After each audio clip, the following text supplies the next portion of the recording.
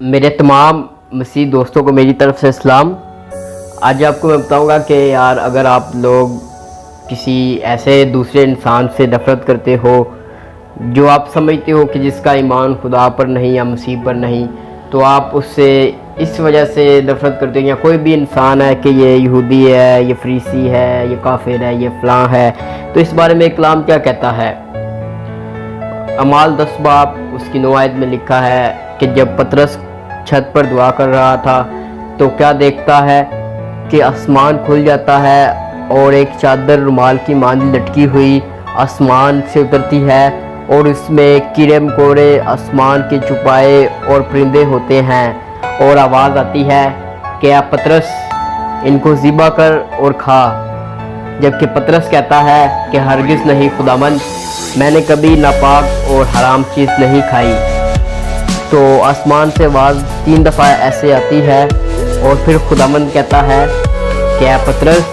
جن کو خدا نے پاک کیا ہے تو ان کو ناپاک نہ کہہ۔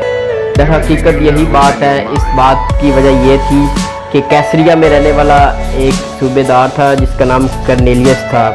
وہ بہت نیک تھا اور خدا ترستا اور پورے گھرانے کے ساتھ خدا کی دعا میں مشغول رہتا تھا، اور مطلب خدا سے ڈرتا تھا اور دعا اور یہودیوں کو خیرات دیتا تھا، جس کی وجہ سے اس کی ایک دن سنی گئی اور اس کے پاس فرشتے آئے تو انہوں نے اس سے کہا کہ تو پطرس جو ہے فلاں کو بلا اور بپتسمہ لے، اور وہ پطرس کے پاس گئے، اس کے 2 آدمی۔ اس طرح پھر روح القدس نے پطرس کو بتایا یہ باتیں ساری، تو پھر وہ ان کے گھر گیا۔ تو در حقیقت بات کرنے کا مطلب یہ ہے کہ اگر ہمارا یہ ایمان ہے کہ خدا نے ہمیں اس گھرانے میں پیدا کیا جہاں اس کی عبادت ہوتی ہے، اور دوسرے انسان کو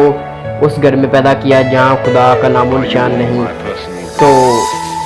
اس بات سے ہمیں تو خدا نے کہا ہی نہیں کہ تمہیں کوئی حکم دیا کہ تم ان کو مارو، قتل کرو اور اس طرف لے کے آؤ، کہ ہر انسان کو خدا نے کسی نہ کسی مقصد کے لیے پیدا کیا ہے، کیونکہ ہمارا یہ بھی ایمان ہے کہ خدا کبھی فضول چیز نہیں بناتا، کیونکہ اس کے ہاتھ کی بنی ہوئی چیز فضول نہیں۔ تو پھر ہم دوسرے انسانوں پر حکم چلانے کا ہمیں کوئی حق نہیں۔ اگر آپ یہ بھی سوچ رہے ہیں تو اس کے بارے میں ذرا اپنے دماغ سے سوچنا بہتر ہوگا۔ تو بات کرنے کا مقصد یہ اس طرح ہمارے یسوع مسیح نے بھی کہا کہ اپنے پڑوسی کو اپنی مانند پیار کرو، کیونکہ اس نے یہ نہیں کہا کہ یہ تمہارا بھائی کرسچن مسیح ہے تو اس سے پیار کرو، اس نے پوری انسانیت سے کہا، کیونکہ اس نے پوری انسانیت کے لیے جان دی۔ تو یہ بات سمجھنی، اگر ہم مسیح کو مانتے ہیں تو ہمیں اپنی زندگیوں میں یہ بھی کام لانے پڑیں گے، ہمیں ہرگز یہ حکم نہیں کیا گیا۔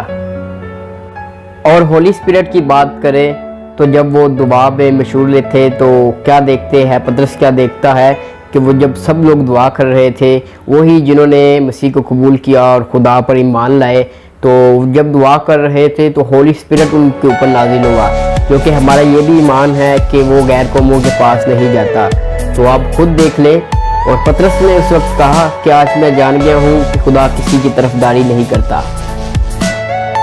آپ بھی یہ بات ہرگز نہ سوچیں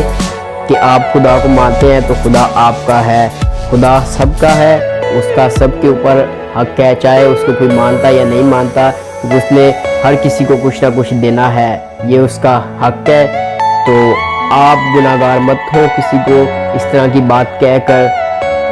کیونکہ آپ اگر اس کو کہیں گے تو خدا ہرگز آپ کی طرفداری نہیں کرے گا۔